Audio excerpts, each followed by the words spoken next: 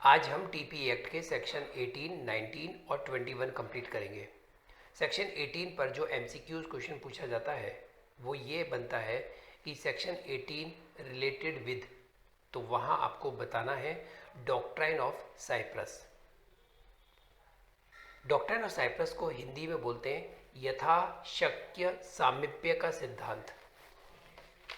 तो हम स्टार्ट करते हैं सेक्शन 18।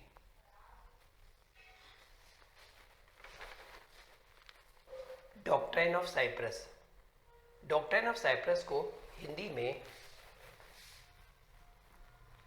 यथा शक्य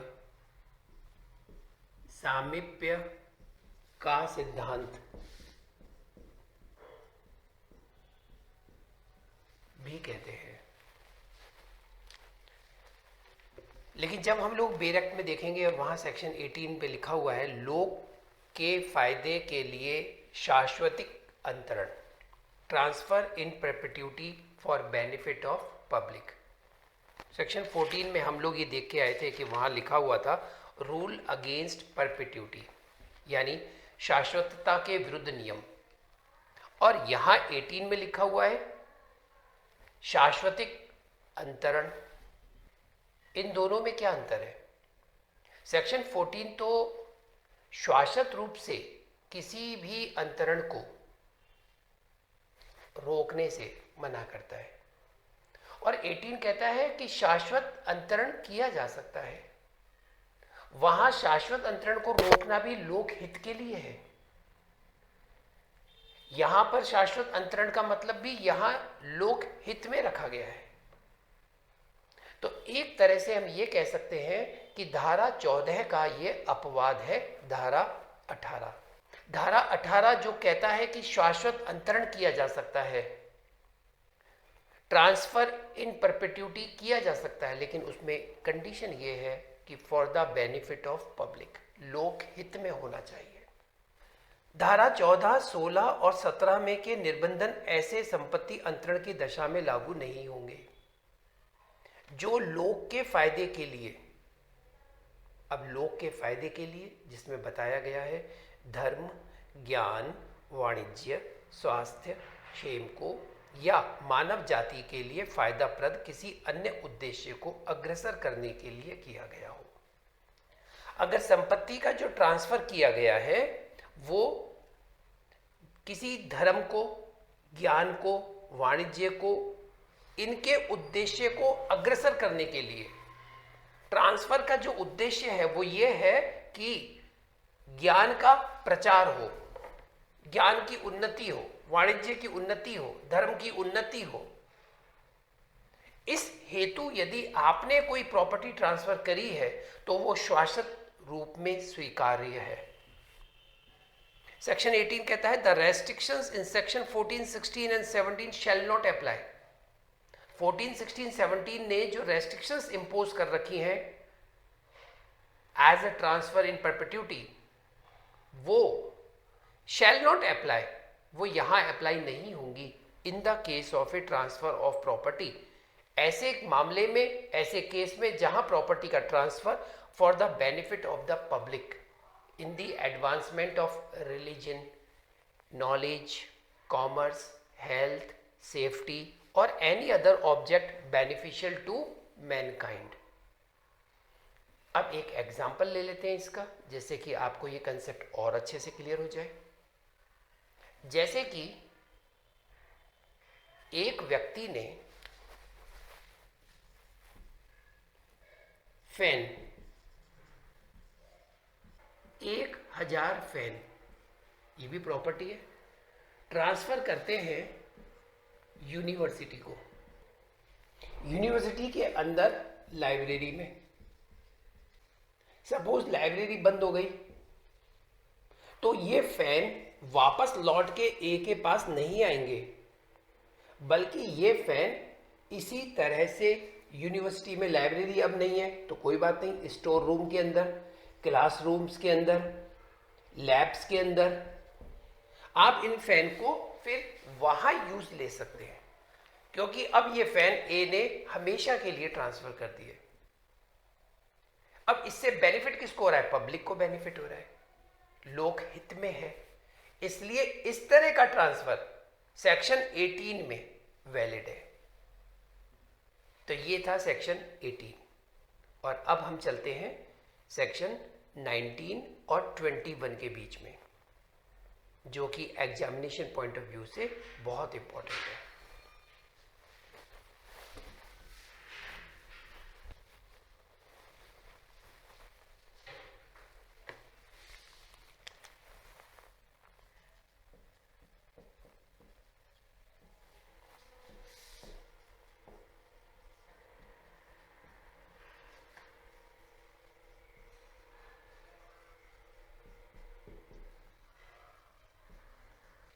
सेक्शन 19 वेस्टेड इंटरेस्ट, जिसे हिंदी में निहित हित कहा जाएगा और इसे कहा जाएगा समाश्रित हित। ये बहुत इंपॉर्टेंट है, प्री में भी इंपॉर्टेंट है और मेंस के लिए भी इंपॉर्टेंट है। मेंस में इन दोनों में डिफरेंस पूछ लिया जाता है। प्री में आपसे पूछा जा सकता है कि वेस्टेड इंटरेस्ट कौन से सेक्शन में है, कंटिंजेंट इंटरेस्ट कौन से सेक्शन में है। ऐसे भी पूछा जा सकता है section 19 of TP act relates with, section 21 of TP act relates with. तो अब स्टार्ट करते हैं। सबसे पहले मैं आपको बता दूं सेक्शन 19 ये क्या है? प्रॉपर्टी। बिल्कुल सही है। इस प्रॉपर्टी में क्या होता है? हित। ये भी बात सही है। इस प्रॉपर्टी में इंटरेस्ट होता है। ये प्रॉपर्टी किसकी है? ए की। ए इस प्रॉपर्टी को ट्रांसफर कर रहा है, किसको कर रहा है? बी को। तो इसका क्या मतलब हुआ कि ए ने यदि अपनी ये प्रॉपर्टी बी को ट्रांसफर करी है, तो इस प्रॉपर्टी के अंदर जो भी इंटरेस्ट हैं, जो भी राइट्स हैं, वो सब के सब कहाँ चले जाएंगे? बी को। बिल्कुल सही है। अब बी इस प्रॉपर्टी का कुछ भी कर सकता है, पर यह देखना होगा कि ए ने जो ये प्रॉपर्टी बी को ट्रांसफर करी है, वो उसका मोड क्या है, तरीका क्या है। सपोज सेल, तो बी अब इसका कुछ भी कर सकता है। एक बात तो ये क्लियर हुई। ये प्रॉपर्टी ए ट्रांसफर कर रहा है, तो ये कौन हो गया? अंतरणकर्ता, ट्रांसफरर। जिसे ट्रांसफर की गई है वो कौन हो गया? अंतरिती, ट्रांसफरी। ये क्या हो गया? ट्रांसफर्ड प्रॉपर्टी, अंतरित संपत्ति। अब इसके अंदर इंटरेस्ट है। अब ये इंटरेस्ट हमने बना दिए, दो तरह के इंटरेस्ट हैं। एक बोलते हैं वेस्टेड इंटरेस्ट और एक हो गया कंटिंजेंट इंटरेस्ट। इन दोनों में क्या फर्क है? इसे हम एक एग्जांपल से समझ सकते हैं। जैसे ए ने अपनी ये प्रॉपर्टी बी को ट्रांसफर करी 1 जनवरी 2022 को। तो अब इस प्रॉपर्टी में जो इंटरेस्ट है बी का कब क्रिएट हो गया? 1 जनवरी 2022 को, खत्म। तो जब कभी किसी संपत्ति को अंतरित की जाती है, तो तुरंत उसका हित अंतरिती के अंदर हस्तांतरण हो जाता है। So on the date of the transfer, the interest be transferred to the transferee, that's called निहित हित। समाश्रित हित क्या होता है? सपोज ए ये प्रॉपर्टी ट्रांसफर कर रहा है बी को, और वो ये कहता है, एक कंडीशन लगा देता है। एक कंडीशन लगा देता है। क्या कंडीशन लगा देता है? कि एक शिप है, यदि वो 1 जनवरी 2022 तक लौट के आ गया, तो ये प्रॉपर्टी आपको ट्रांसफर हो जाएगी। तो अब ये प्रॉपर्टी ट्रांसफर हो जाएगी, यानी कि ये इंटरेस्ट बी को ट्रांसफर हो जाएगा। लेकिन बी के पास ये इंटरेस्ट ट्रांसफर होने के लिए, इस प्रॉपर्टी को ट्रांसफर होने के लिए एक कंडीशन को पार करना है। अगर वो शिप 1 जनवरी 2022 तक लौट के आ गया तो अब ये शिप हो सकता है लौट के आ भी जाए और ये भी हो सकता है लौट के ना आ पाए। यानी कि ये जो इवेंट है, क्या है ये? इवेंट घटना घटित हो भी सकती है और नहीं भी हो सकती। अगर ये शिप 1 जनवरी 2022 तक लौट के आ जाए, सपोज 30 दिसंबर 2021 को ये पानी में डूब गया, अब बताओ क्या ये शिप 1 जनवरी को लौट के आएगा? नहीं आ पाएगा। जब ये नहीं आ पाएगा तो सॉरी, ये प्रॉपर्टी बी को ट्रांसफर नहीं होगी। तो जब किसी प्रॉपर्टी का ट्रांसफर किसी व्यक्ति को होना ऐसी कंडीशन पर डिपेंड होता है जिसके चांसेस हो भी सकता है, नहीं भी हो सकता है। तो बी का इस प्रॉपर्टी में इंटरेस्ट है या नहीं? इंटरेस्ट तो है, क्योंकि ए ने ये प्रॉपर्टी बी को ट्रांसफर करी है किसी कंडीशन पर। लेकिन वो इंटरेस्ट निहित हित नहीं है, समाश्रित हित है। समाश्रित, जो किसी घटना के घटित होने या न होने पे आश्रित हो, समाश्रित, कंटिंजेंट। तो ये हो गया कंटिंजेंट इंटरेस्ट, ये हो गया आंसर यहां पर निहित हित का, वेस्टेड इंटरेस्ट। आइए अब सेक्शन 19 की एक्ट के अंदर जो मेंशन किया गया है उसे पढ़ते हैं और वर्ड टू वर्ड समझते हैं। पहले मैं हिंदी में पढ़ रहा हूं। जहां किसी संपत्ति अंतरण से, संपत्ति का अंतरण हो रहा है किसी व्यक्ति के पक्ष में, बी के पक्ष में कर रहे हैं, उस संपत्ति में कोई हित, इस संपत्ति में हित है, निहित हित भी हो सकता है, समाश्रित हित भी है, लेकिन अभी सेक्शन 19 पढ़ रहे हैं तो इसका मतलब इसमें निहित हित की संदर्भ में बात की जा रही है। उस संपत्ति में कोई हित, कॉमा, इसके बाद क्या है? कॉमा, वह समय विनिर्दिष्ट किए बिना, अब ए ने ये प्रॉपर्टी ट्रांसफर करी है बी को, लेकिन ये नहीं बताया कि ये प्रॉपर्टी बी को मिलेगी कब, कोई टाइम मेंशन नहीं किया। जब से वह प्रभावी होगा, यानी उस समय का इन्होंने विनिर्दिष्ट नहीं किया कि ये जो मैं ट्रांसफर तुमको कर रहा हूं वो कब से प्रभावित होगा, कॉमा, या शब्दों में यह विनिर्दिष्ट करते हुए, या फिर उन्होंने ये वाली बात विनिर्दिष्ट कर दी है कि वह तत्काल, या तो उन्होंने ये कह दिया कि आज से ही ये प्रॉपर्टी बी को मैं दे रहा हूं तत्काल, या किसी ऐसी घटना पर, अब आप सोच रहे होंगे घटना तो समाश्रित में बताई आपने, घटना यहां पर भी है, निहित हित में भी घटना लगी हुई है, लेकिन वो घटना कैसी है? अवश्यंभावी होके रहेगा। अब ये शिप लौट के आके रहेगा कि लौट के रहेगा? हो सकता है ना भी आए, हो सकता है आ जाए, लेकिन जब घटना इस प्रकार की हो कि जो होके रहेगी तो वह निहित हित के अंदर आता है। ऐसी घटना पर, कैसी घटना पर, कॉमा, जो अवश्यंभावी है, अवश्यंभावी है। अब आप चाहेंगे कि सर इसका एक उदाहरण दे दीजिए ऐसी कोई घटना का जो अवश्यंभावी हो।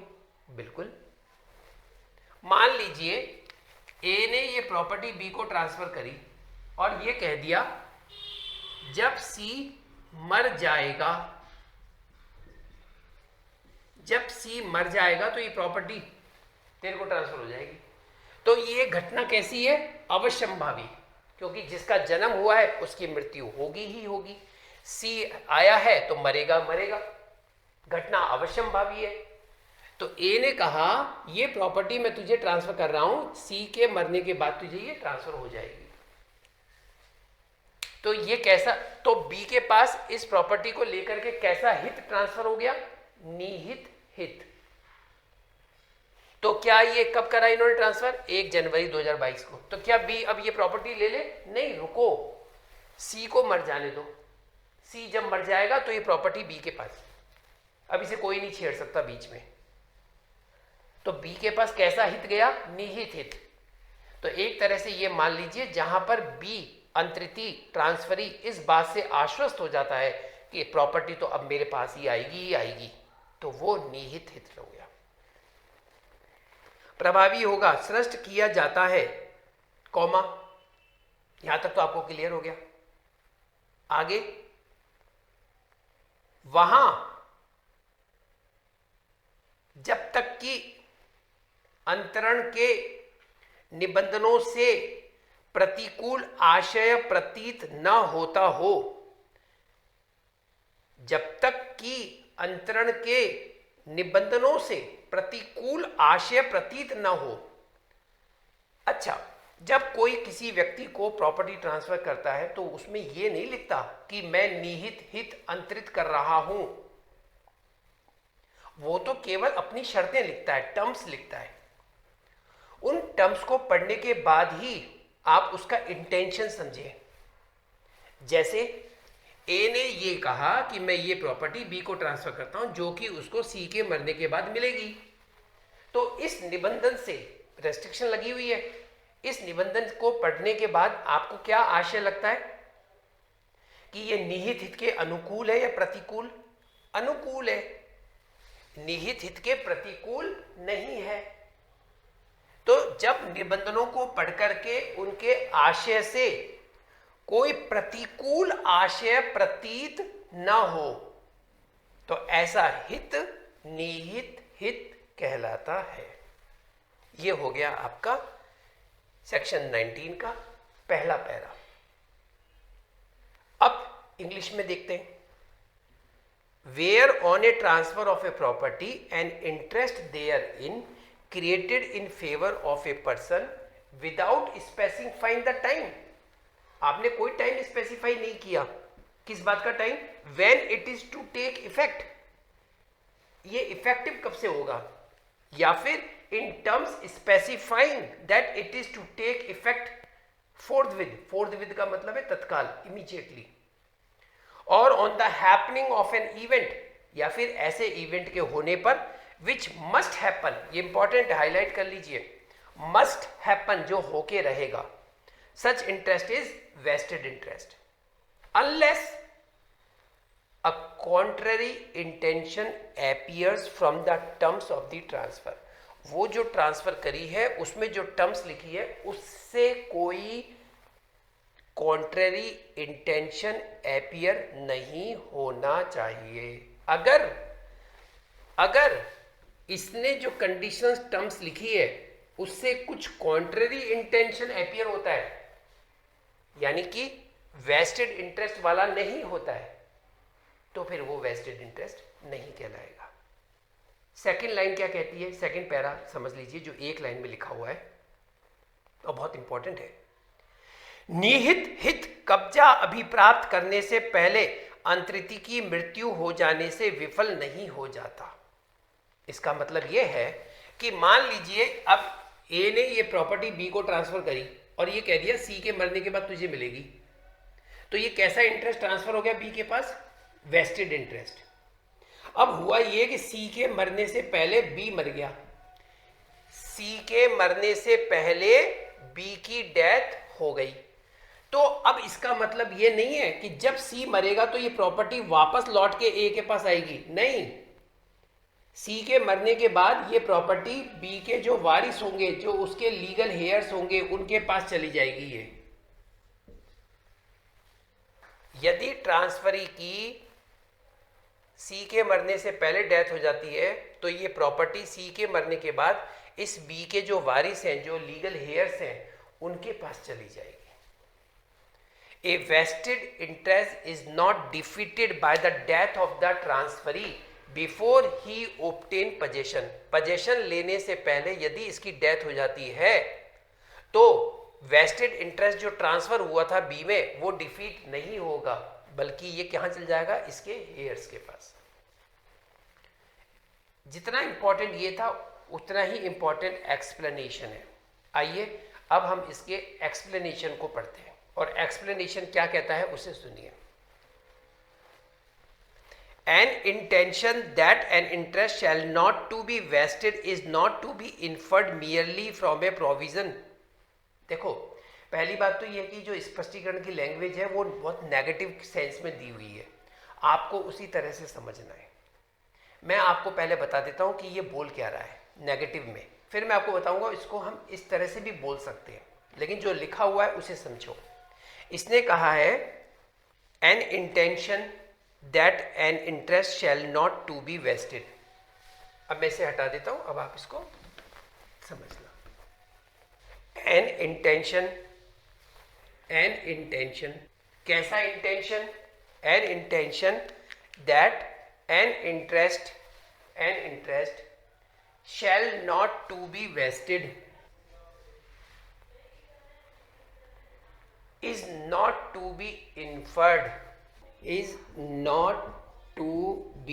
inferred merely from a provision whereby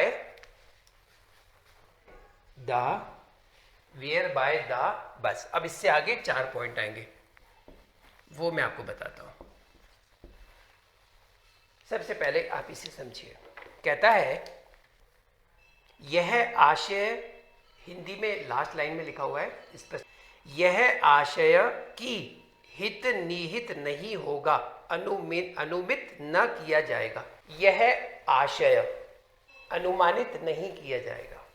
किस बात का? यह आशय की हित निहित नहीं है, हित निहित नहीं है। यह आशय की हित निहित नहीं है, अनुमित मतलब अनुमान नहीं लगाया जाएगा। केवल ऐसे उपबंधन से, केवल फ्रॉम प्रोविजन, यानी ए जब अपनी प्रॉपर्टी बी को ट्रांसफर करता है और कोई कंडीशन लगाता है, तो केवल इन कंडीशन को लगाने से, कौन सी कंडीशन वो मैं भी आपको बताऊंगा। यहां पर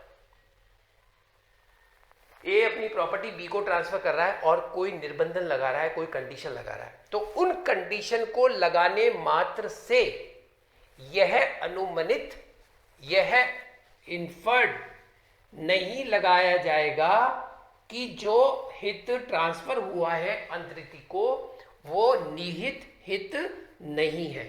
तो इसको पॉजिटिव बोलेंगे तो क्या बोलेंगे कि यदि किसी ए ने अपनी प्रॉपर्टी बी को ट्रांसफर करी है इन कंडीशंस पर, तो ये माना जाएगा कि निहित हित अंतरित हुआ है। If a transfer his property to be on such conditions, it will be presume that vested interest be transferred. इसको पॉजिटिव सेंस में, पॉजिटिव वे में बोला है मैंने। नेगेटिव वे में बोलो तो ये बोला जाएगा, यह अनुमान नहीं लगाया जाएगा कि निहित हित अंतरित नहीं हुआ। तो क्या अनुमान लगाएं कि निहित हित अंतरित हुआ है? क्या अनुमान लगाएं निहित हित अंतरित हुआ है? क्या अनुमान नहीं लगाएं कि निहित हित अंतरित नहीं हुआ? दोनों बातें एक ही है। आइए अब हम देखने जा रहे हैं कि आखिर ऐसी कौन सी वो 4 कंडीशन है। तो सबसे पहला पॉइंट है, जिसके द्वारा हित का उपभोग मुलतवी किया जाता है। मुलतवी यानी कि postpone. Enjoyment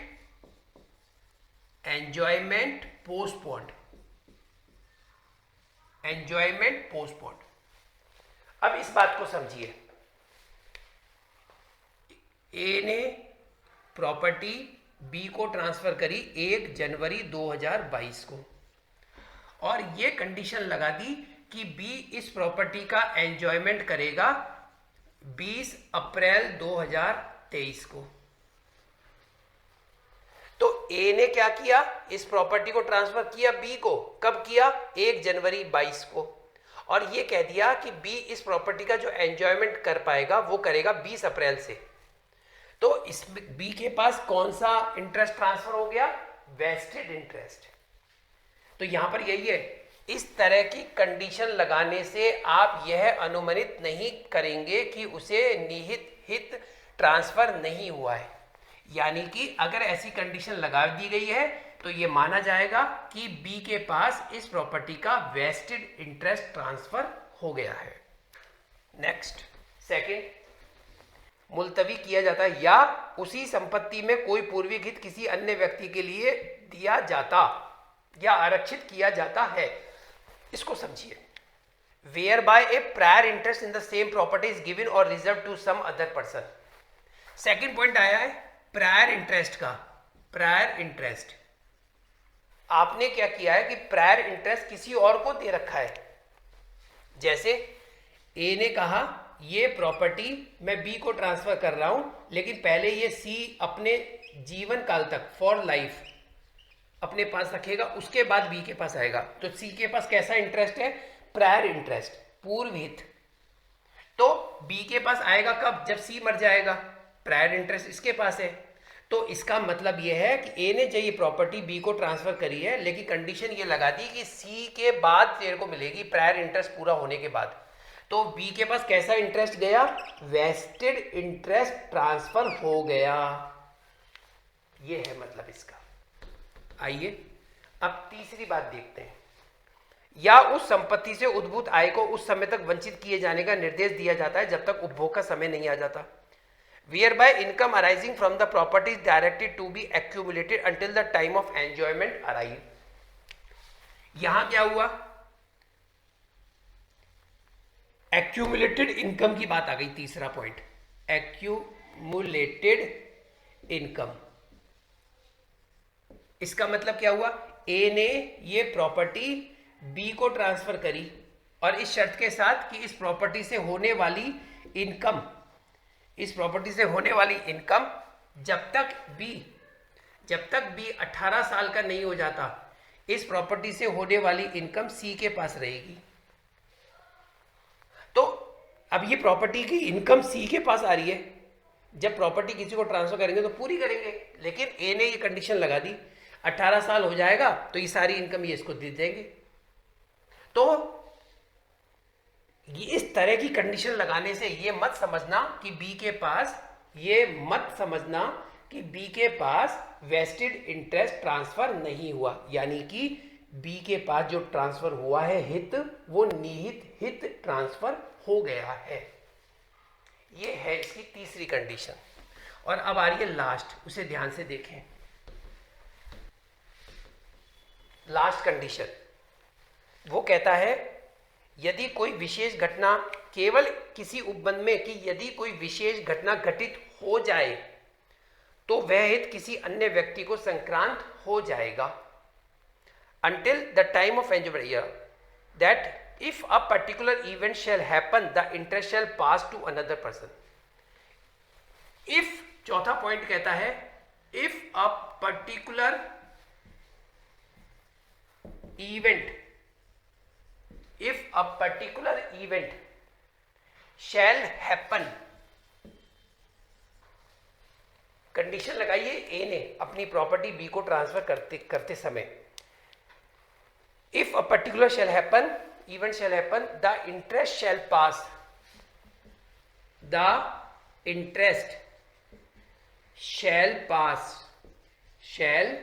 pass to another person।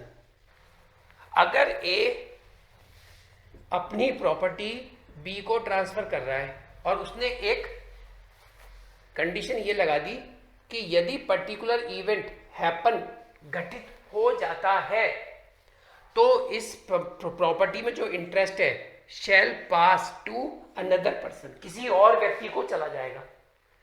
जैसे ए ने ये कंडीशन लगाई कि अगर तूने, मैं ये प्रॉपर्टी तेरे को ट्रांसफर कर रहा हूं, अगर तूने सी से शादी करी तो ये प्रॉपर्टी डी के पास चली जाएगी। देखिए, शादी करी तो शादी करना या नहीं करना ये इसी के हाथ में। इसी के कंट्रोल में, किसी और के कंट्रोल में तो है नहीं। ए ने ये प्रॉपर्टी बी को में ट्रांसफर करी और उसके साथ ये लगा दिया कि यदि तूने सी से शादी करी तो ये प्रॉपर्टी डी के पास चली जाएगी। If particular event shall happen, यदि यह इवेंट घटित हो जाता है तो ये प्रॉपर्टी डी के पास चली जाएगी। तो ऐसी कंडीशन लगा देने पर भी आप ये मत मानना, आप ये अनुमान मत निकालना कि जो हित अंतरित हुआ है वो निहित हित नहीं है, बल्कि वो निहित हित ही ट्रांसफर हुआ है। तो ए ने ये प्रॉपर्टी बी को जो ट्रांसफर करी है, तो बी का इस प्रॉपर्टी पे कैसा इंटरेस्ट है? निहित हित। तो यह जाकर के सेक्शन 19 विद एक्सप्लेनेशन कंप्लीट होता है, यानी कि वेस्टेड इंटरेस्ट हमने अच्छी तरह से समझ लिया। आइए सेक्शन 21 को समझते हैं। 21 कहता है समाश्रित, जहां संपत्ति अंतरण से उस संपत्ति में किसी व्यक्ति के पक्ष में हित विनिर्दिष्ट अनिश्चित घटना से घटित होने पर ही अथवा किसी विनिर्दिष्ट अनिश्चित घटना के घटित न होने पर ही transfer of property enter therein is created in favour of a person to take effect only on the happening और shall not happen acquire a contingent interest in the property. संपत्ति अंतरण से उस संपत्ति में किसी व्यक्ति के पक्ष में हित विनिर्दिष्ट अनिश्चित घटना से घटित होने पर ही अथवा अनिश्चित घटना के घटित न होने पर ही प्रभावी होने के लिए स्पष्ट किया गया, वहां ऐसा व्यक्ति उस संपत्ति में समाश्रित हित अर्जित करता है। ये बोल रहा है ए ने अपनी ये प्रॉपर्टी बी को ट्रांसफर करी और उसने ये कंडीशन लगा दी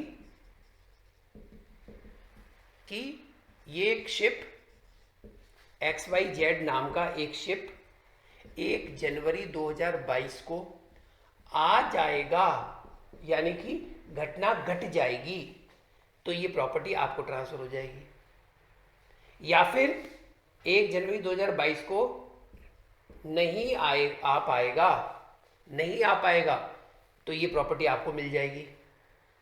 तो इस घटना के घटित होने या न होने पे जब कोई ट्रांसफर ऑफ प्रॉपर्टी डिपेंड होता है तो उसे बोलते हैं कंटीजेंट इंटरेस्ट।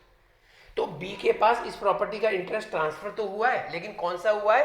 Contingent interest. क्यों? क्योंकि वो कंडीशन ऐसी है जो हो भी सकती है, नहीं भी हो सकती है।